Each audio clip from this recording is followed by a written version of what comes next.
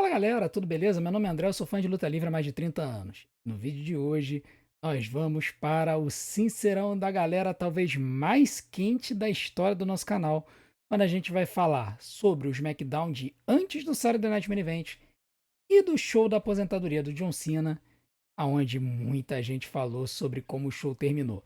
Eu tive que dar uma sintetizada, pegar assim alguns comentários para representar o sentimento da galera. E aqui tem comentário dos 3 vídeos que eu postei, do show, do vídeo do show do SmackDown, tem comentário do vídeo que eu postei na madrugada logo depois que terminou o show, e aí a galera tava com sangue muito quente, e depois comentários do resumo completo que eu botei nesse domingo, aí a galera já com um pouco mais de cabeça fria respondeu de uma forma mais interessante. Mas eu fiz questão de botar os comentários dos 3 vídeos para poder a gente dissertar sobre o assunto. Mas antes da gente fazer isso, não deixe de fazer aqueles negócios que a gente sempre pede para você fazer no começo dos nossos vídeos.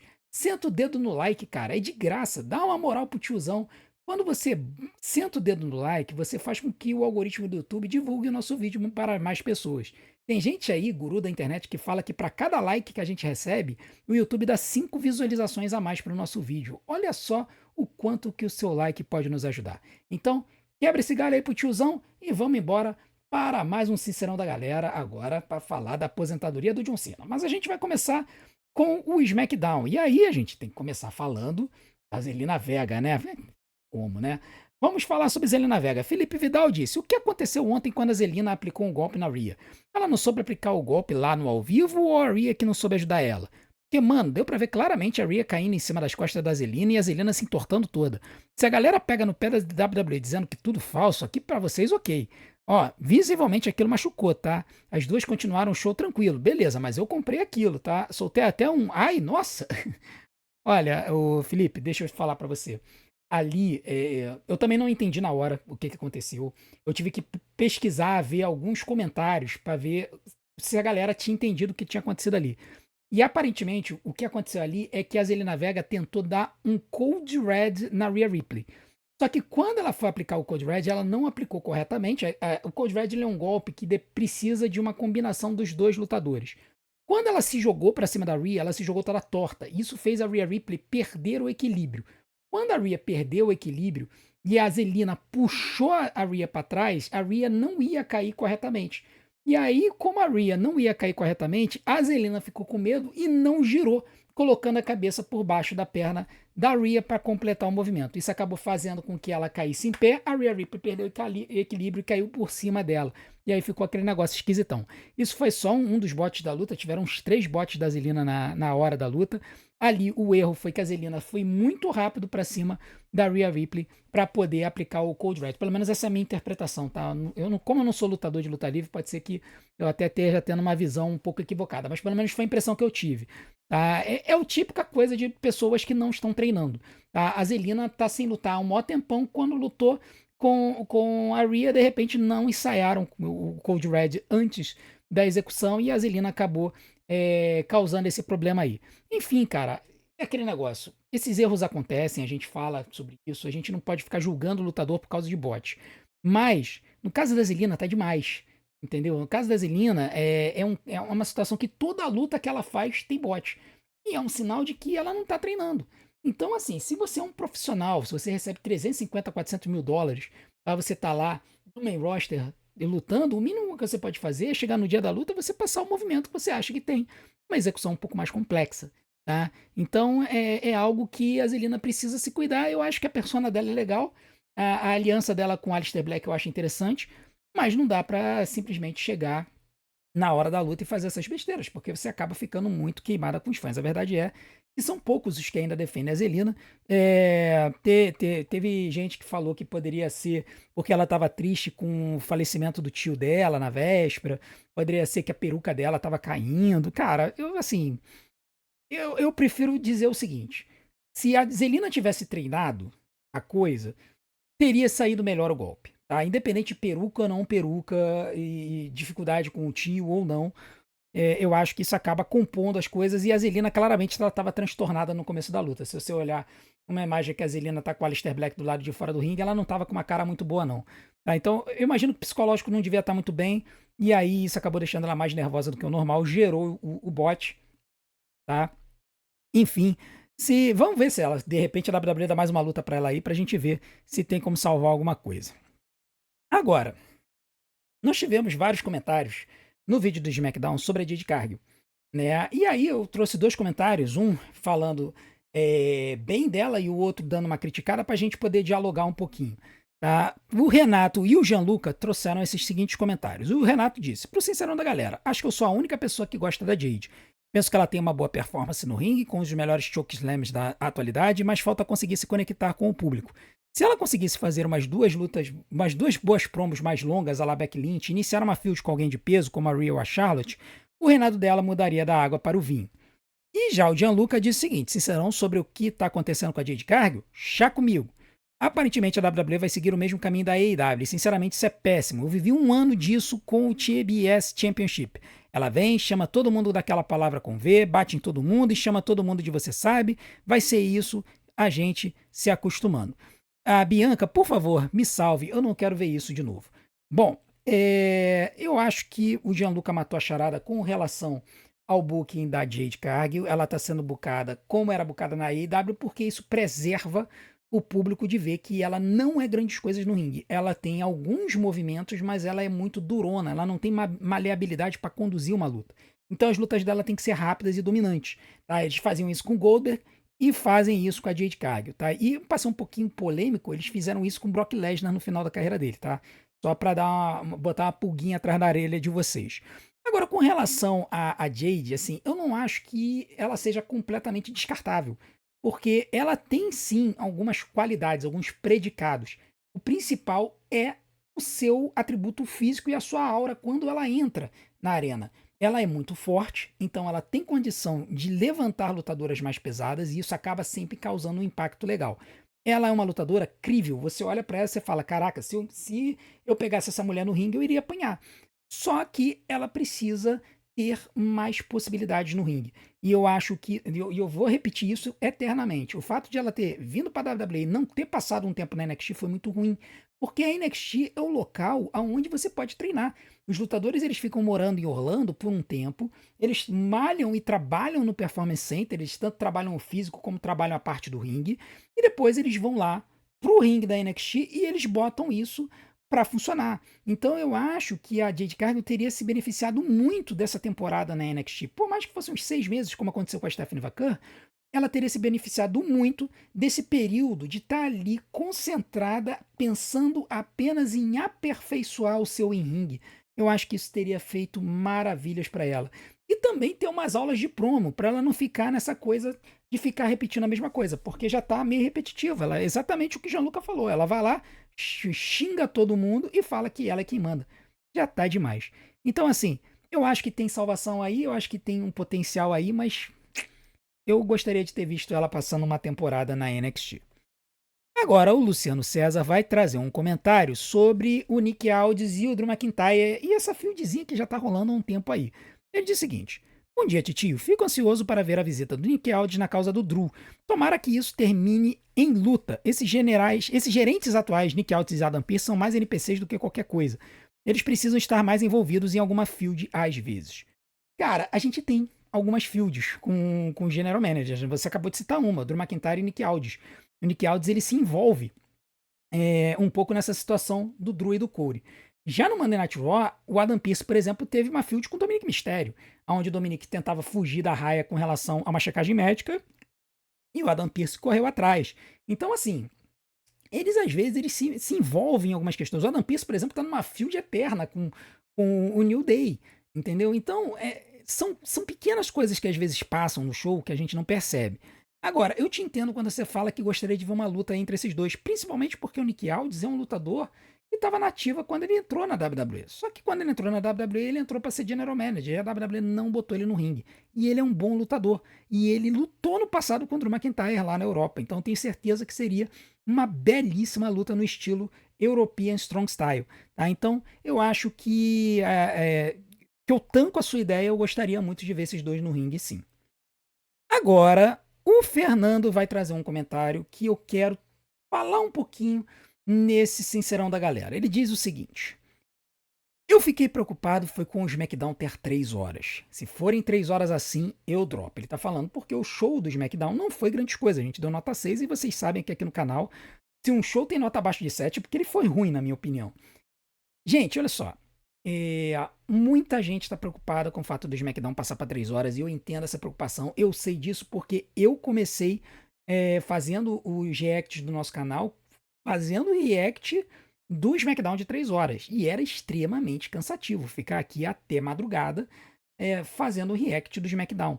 Inclusive, a minha sorte foi que quando eu comecei a fazer react do SmackDown, ele já estava começando às 9.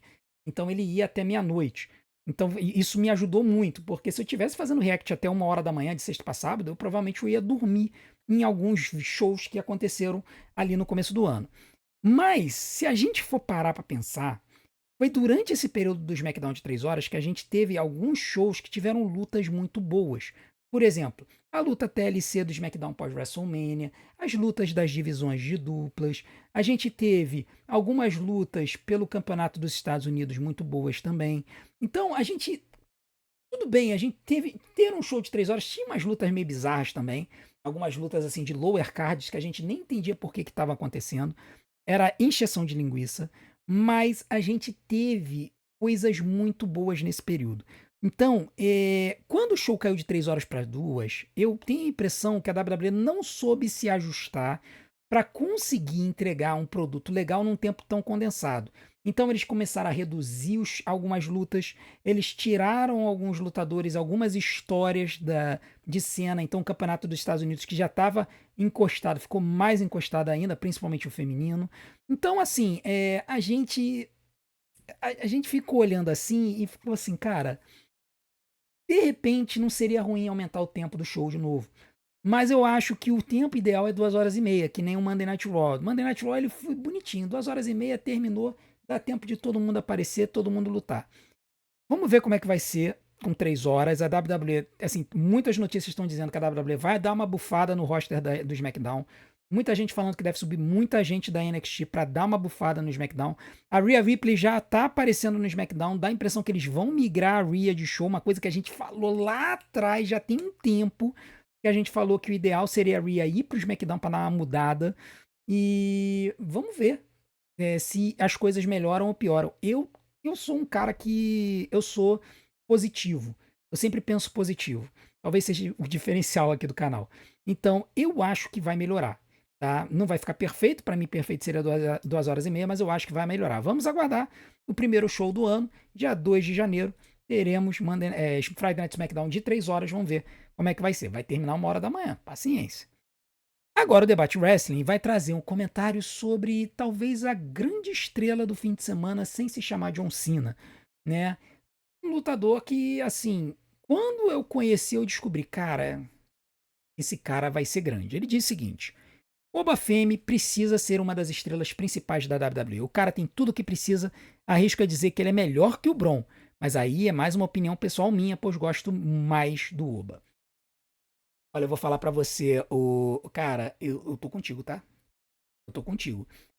Um dos primeiros vídeos daqui do canal, lá em abril, um dos primeiros sincerões do dia, foi um vídeo que eu falei que o Bron Breakker precisava mudar rapidamente para ele não ficar que nem o Bob Lashley. Ele precisava acertar a persona dele, porque parecia que ele era face em um momento e rio em um determinado outro momento. Quando ele se uniu à Division, ele consertou a questão da persona. E a gente está vendo nos últimos tempos que o microfone dele tá lá. Ele consegue fazer boas promos. Mas eu não consigo entender, parece que falta algo no Bron Breakker para eu conseguir considerar ele como main eventer. Ouso dizer que ele está sendo forçado demais para esse ponto, principalmente depois que o Seth Rollins se contundiu e o Bron Breakker tirou ele da Division, tá? Aquela coisa que a gente fala de lutador forçado, tal. Eu acho que a gente vai se ressentir do Bron Breakker por achar que ele vai subir forçado. E vai ser aquela coisa, a gente vai ver outros talentos que mereciam estar, né, no main event, não recebendo essa chance, enquanto o Bron Breakker vai receber. Então a gente vai reclamar de Drew McIntyre, de Sami Zayn, do próprio Bafemi, de tantos outros lutadores que poderiam estar fazendo main events e não estão porque a WWE quer, porque quer empurrar o Bron Breakker, tá? Eu acho que vai ser o mesmo erro que eles cometeram com o Roman Reigns lá atrás, e isso pode ser um problema sério para a WWE, principalmente nos dias de hoje, que a plateia tem estado muito mais irritada com o booking do que lá no passado. Dito isso, eu acho que a resposta do público ao Obafemi no fim de semana inteiro, tanto na sexta-feira quanto no sábado, quando ele lutou contra o Corey, foi sensacional.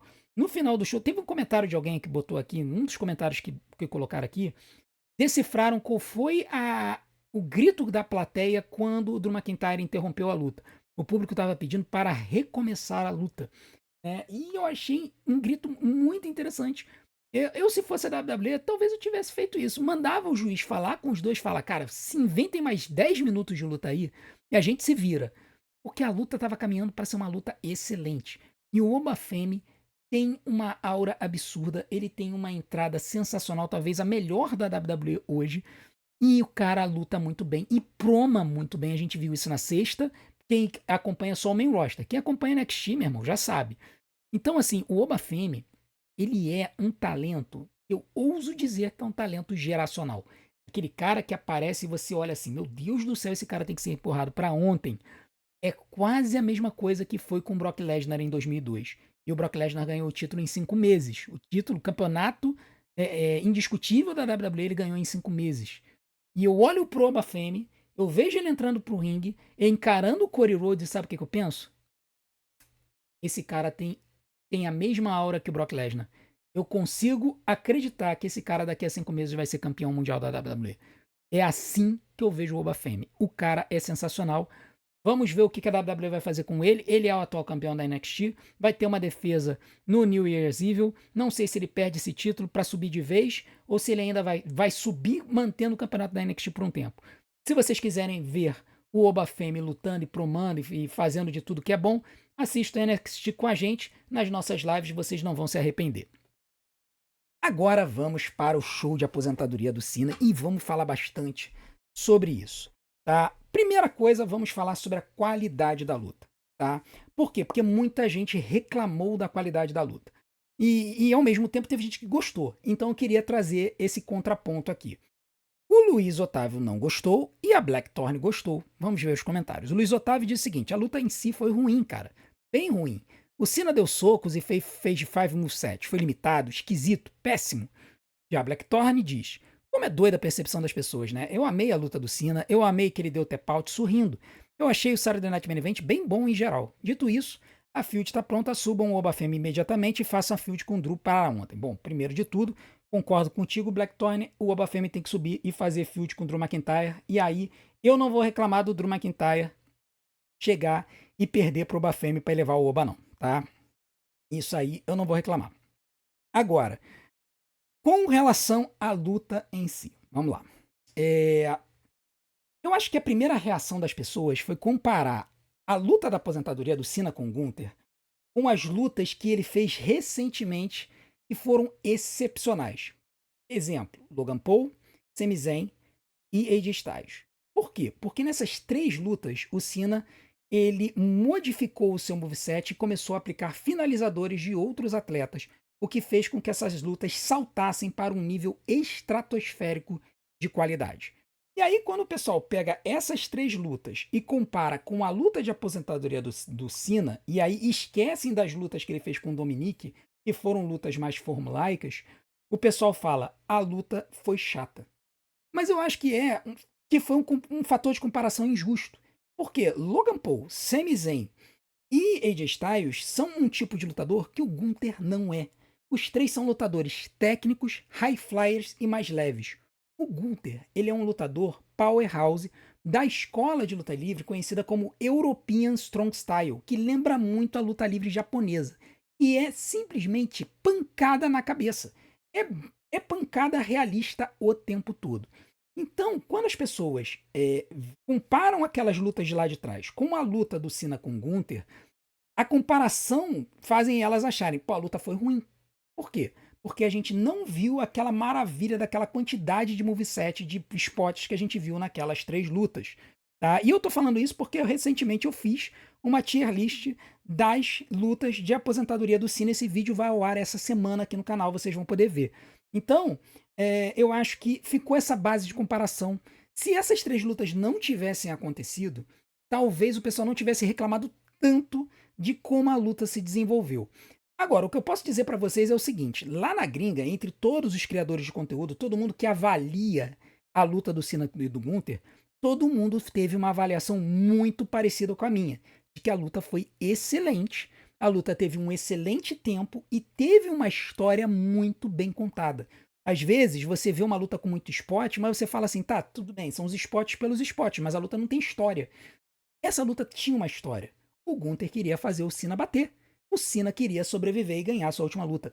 Uma história simples, mas que fez sentido. O Gunther, em um dado momento, estava transformando a luta numa luta I quit. Ele estava mandando o juiz perguntar pro Cena se ele desistia.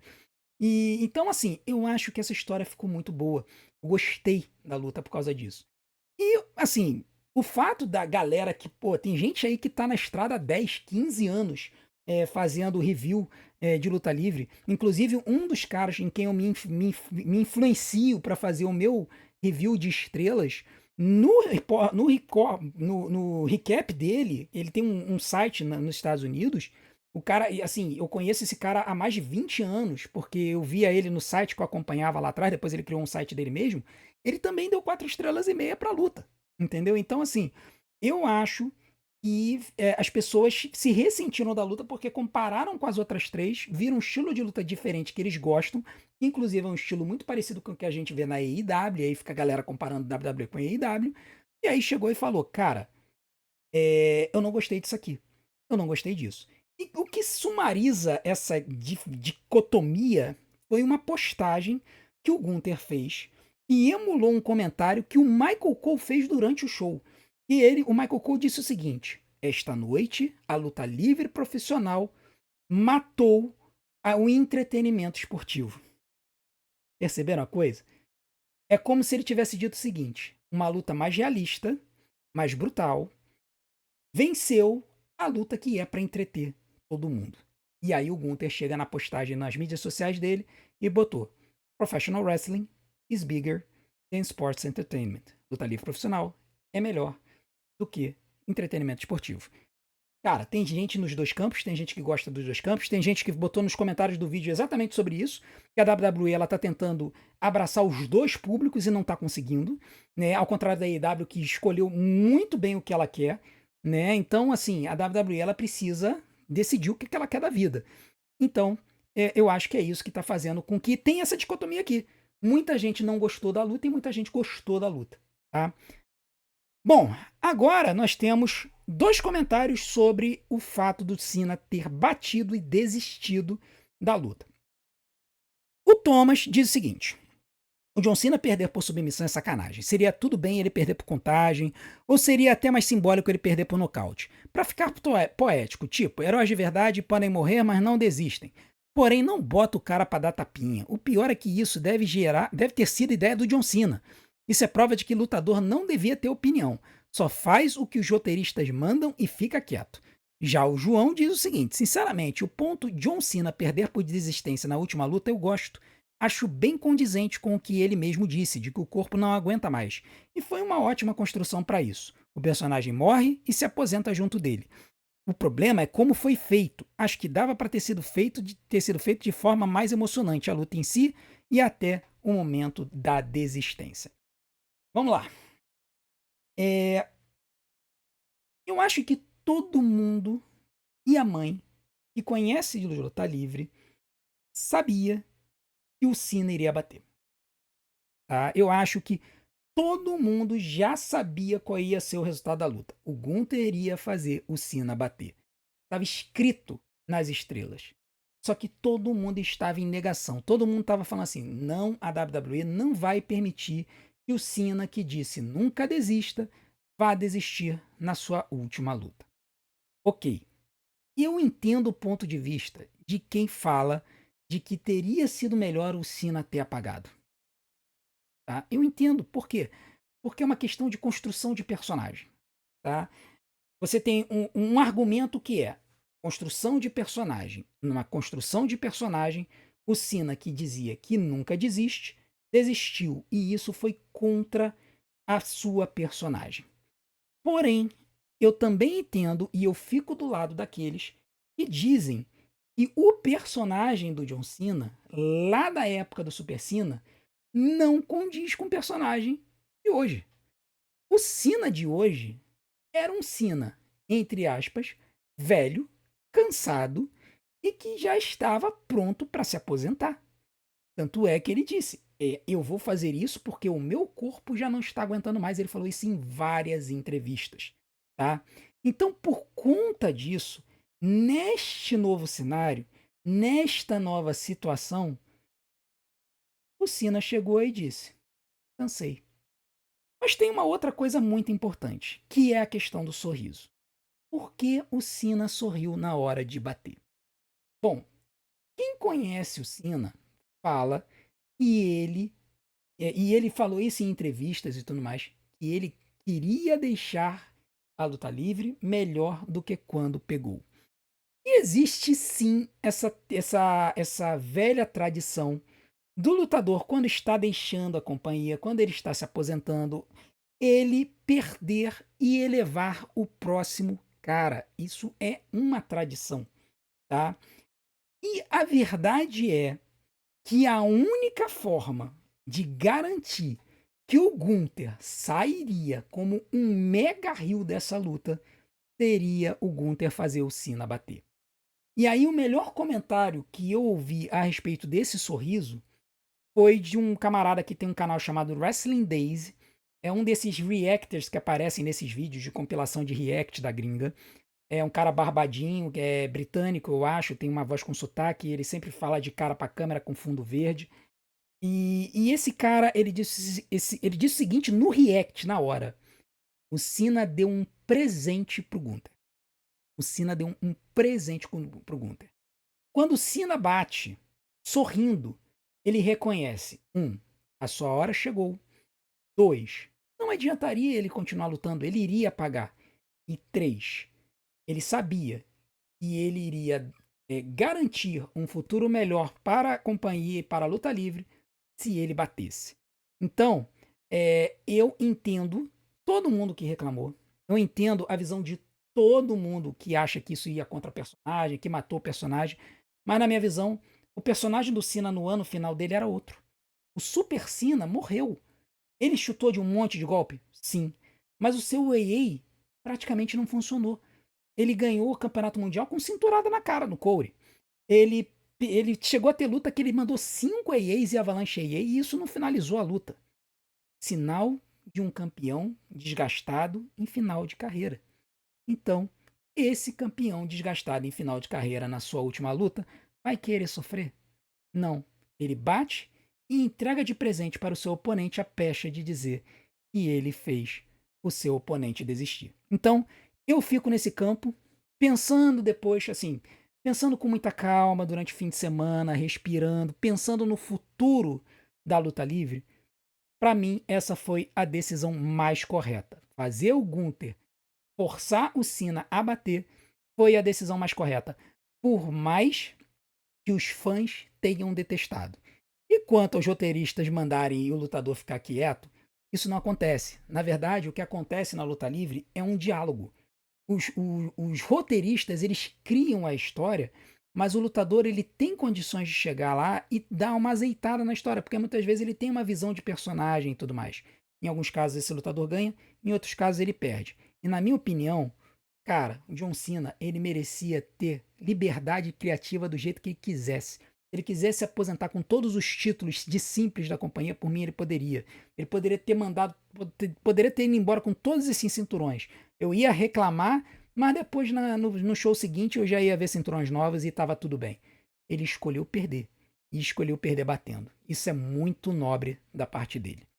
Agora, nós vamos ter um comentário do Bidoff que sintetiza o que eu acabei de falar. Ele vai dizer o seguinte: mas só de o Gunther ter que sair escoltado, o Triple H dormiu feliz. Gente, isso é sério, tá? Tem vídeo na internet mostrando gente perseguindo o Gunther na saída da arena. O público tava xingando ele como xingava os vilões lá na década de 70 e 80. Cara, se você for parar pra pensar na forma como a coisa aconteceu, o público tá revoltado com o Gunther como ficava revoltado com os caras na década de 70 e 80. É como se o Triple H tivesse conseguido reconstruir a kayfabe do nada. Cara, é nesse nível. O pessoal também vaiou ele pra caramba. Aí, cara, normal, o cara foi um vilão eterno, né? Tudo bem, pode incomodar ele um pouco o fato de que o pessoal não gostou da decisão, ok. Mas vamos ser sinceros. Daqui a um mês vai ter a Royal Rumble. Se a gente tiver um resultado no Royal Rumble que a gente gostar, a gente realmente vai falar que o Triple H é um péssimo booker? Ou a gente vai estar agradecendo ao Triple H por ele, de repente, fazer o Oba Femi ganhar o Royal Rumble masculino, ou o Sami Zayn, ou o Drew McIntyre, ou algum queridinho do público, e de repente uma Alexa Bliss, ou uma Rhea Ripley, ou uma Io Sky ganhar o Royal Rumble feminino? A verdade é que, no momento em que o Triple H entregar algo pra gente que a gente quer, irmão, a gente vai chegar e falar obrigado, Triple H. Porque é assim que nós somos. Nós acabamos por tomar decisões muito na paixão e falar as coisas muito na paixão, e depois, quando a gente recebe o que a gente quer, a gente fala, pô, Triple H é um gênio. E foi assim o ano todo. Quando a WWE não prestava, Triple H, você é um maldito, você não presta. Quando a WWE fazia uma coisa que era legal, era interessante, Triple H, você é um gênio. Então, o que a gente precisa fazer é aprender a lidar com essas gangorras, porque, cara, isso acontece em todas as eras, acontece em todos os shows, é WWE, AEW, TNA, WCW, ECW, toda a companhia tem seus momentos bons e seus momentos ruins, tem seus shows extraordinários e os seus shows rotineiros e os seus shows ruins. Não é por isso que a gente vai deixar de ser fã de luta livre, né? Essa que é a verdade. Agora, nós vamos ler um comentário sobre o Yuri, sobre essa questão do final da luta. Tá? E aí eu acho que ele sintetiza bem o meu sentimento a respeito da luta do Cena. O final da luta do Cena foi simplesmente poético. Quando ele parecia desmaiado, conseguiu retornar. Fez o máximo de esforço possível para se manter, mas infelizmente o tempo cobra seu preço e mostra que o fim chega para todos. O Cena apenas aceitou o fim com o sorriso de quem pôde realizar o seu sonho e o de muitas pessoas. Acho que é isso. É isso. Na história da luta e na história da jornada final do Cena, o sorriso simbolizou o fato de que ele reconheceu que dali ele não ia escapar, de que não tinha um amanhã, que a carreira dele acabou. Então, ele chegou sorrindo, sabendo que o fim tinha chegado, bateu, elevou o seu adversário, fazendo com que ele tivesse a pecha de dizer que ele havia feito o Cena desistir, e ele correu para a eternidade. Para mim, é assim que fica sintetizado o meu sentimento sobre a luta final do Cena. Eu tenho certeza que vocês têm o seu, eu tenho certeza que vocês vão colocar aqui nos comentários, que vocês vão dizer que o Triple H é um miserável e isso não podia ter sido feito. Respeito a opinião de todo mundo. Tenho o maior carinho por todos vocês. Essa é a minha opinião. Agora, vamos mudar um pouquinho de assunto. E aí o Wrestling Moderno vai falar sobre o segmento do The Miz, do Arthur e do John Hendry, que ficou completamente perdido nessa história, né? Foi tudo Cena, Triple H e tal. E ele diz o seguinte: o segmento do Miz, Arthur e John Hendry foi sensacional. Momentos assim me fazem lembrar do porquê eu amo o wrestling, pelo entretenimento e o poder de arrancar emoções, da alegria pelo Oba, do Sol, de Evon, Leon, da tristeza do Cena se aposentar, para sorrisos com esses três. Que segmento bom. Concordo, cara. Concordo. Eu posso reclamar que o The Miz é um lutador seguro. Ele deveria ser um lutador mais ousado no ringue, que eu não gosto do cara como lutador. Mas ele, como entertainer, ele é excelente. Ele é excepcional. Basta lembrar de quando ele foi host da WrestleMania com o Snoop Dogg, na WrestleMania 39, né? Ele fez um trabalho muito bom naquele show. E agora ele aparecendo do nada, requerendo o seu espaço, o seu direito de estar no show de aposentadoria do Cena. E aí vem o Artruth com a bola, que ele diz que era a bola do Nick Aldis, e aí ele pede para ler o nome da pessoa que deveria ter participado do torneio no lugar do Demis, que trocou o nome. E aí o Demis fala o nome do Joe Hendry, e o Joe Hendry brota do ringue, assim, do nada. Cara, aquilo ali foi sensacional, cara. Foi um segmento maravilhoso. Às vezes a gente precisa também fazer uns segmentos bobinhos pra gente se divertir, né? Afinal de contas, a luta livre ainda é um entretenimento, né? O dia que a luta livre virar MMA de novo, voltar até a década de 1900, a gente ainda tem esses segmentos que nos fazem sorrir. E, cara, pra mim tá ótimo. Gostaria de ver o Arthur no ringue? Gostaria, mas o cara é uma pérola como entertainer também. Então, cara, adorei o segmento também, não tenho nada do que reclamar. E, gente, é isso, tá? Os comentários dessa semana. Vocês reparem que a gente não teve nenhum grande comentário sobre a luta da Soruk e da Bayley. Teve gente que reclamou da luta da Soruk e da Bayley, dizendo que a luta foi chata. Eu não vi isso. Muita gente não viu isso na gringa, tá? Pode ser que eu tenha dado uma nota um pouquinho mais alta do que o normal. A galera lá na gringa deu 3,25, 3,5, eu dei 4. Eu gostei dos movimentos da Sol. E ninguém falou da luta do AJ Lee, do Devon Evans e do Leon Slater, né? Que foi uma bela luta, mas que foi interrompida com apenas 6 minutos. Isso mostra o quanto que os sentimentos a respeito da aposentadoria do Cena dominaram a mentalidade de todo mundo a respeito do show e como que o pessoal ficou chateado da vida com o que aconteceu com o Cena. Mas foi legal porque, enquanto no vídeo que eu postei na madrugada de sábado para domingo, logo depois do show, a galera sentou a ripa, no vídeo que eu postei hoje, no domingo, meio-dia, que foi o resumo completo, a galera já teve uma percepção mais ponderada.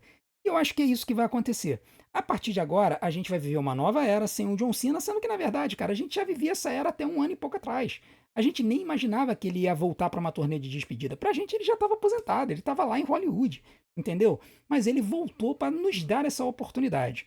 E eu acho que isso vai ser meio que um croquis, assim, meio que um caminho das pedras para o que vai acontecer nos próximos anos. Porque eu acho que a WWE vai fazer a mesma coisa, o mesmo tipo de jornada para outros lutadores. E as informações estão dando conta de que não é só o AJ Styles que vai se aposentar em 2026, não. O Brock Lesnar também se aposentaria em 2026, porque o SummerSlam vai acontecer na cidade natal dele, em Minneapolis. E segundo as notícias, o Brock faria sua última luta no SummerSlam. Então, o que a gente vai ter agora vão ser novas situações como essa. Novas situações de jornadas de aposentadoria e a gente vai ter chance de ver esses lutadores continuando a arrebentar no ringue. O AJ Styles não disse quando ele vai se aposentar. Eu temo que seja na WrestleMania.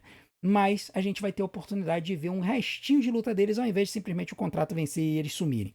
Fico feliz com isso. A gente vai ter que aguardar para ver o que a WWE vai fazer em 2026. Bom, fiquem ligados aqui no canal, porque nessa semana eu vou tirar umas fériasinhas, mas tem muito vídeo que eu vou botar aqui. Vai ter retrospectiva do ano, vai ter Copa do Mundo, vai ter tier list. Fiquem ligados, tem muita coisa boa a ser publicada essas próximas semanas aqui no canal, tá? Live amanhã, acho muito difícil, mas eu vou tentar. Então fiquem ligados aí no WhatsApp, no YouTube de vocês. Se aparecer a notificação é porque eu surtei e resolvi fazer uma live assim, totalmente escalafobética. O áudio não vai estar legal, o vídeo não vai estar legal, mas a gente vai fazer a live, tá bom? Então eu conto com a sua presença, conto com a sua audiência nesse período aí.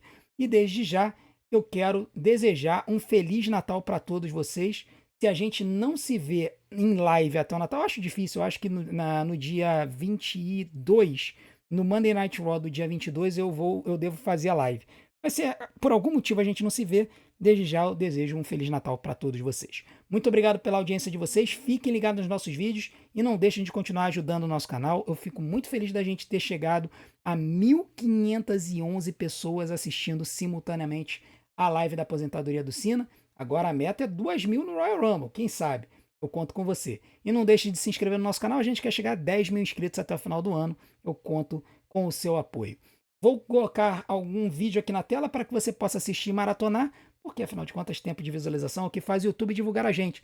E não deixe de fazer as outras coisas para nos ajudar, beleza? A gente se vê do outro lado. Um grande abraço. Até a próxima.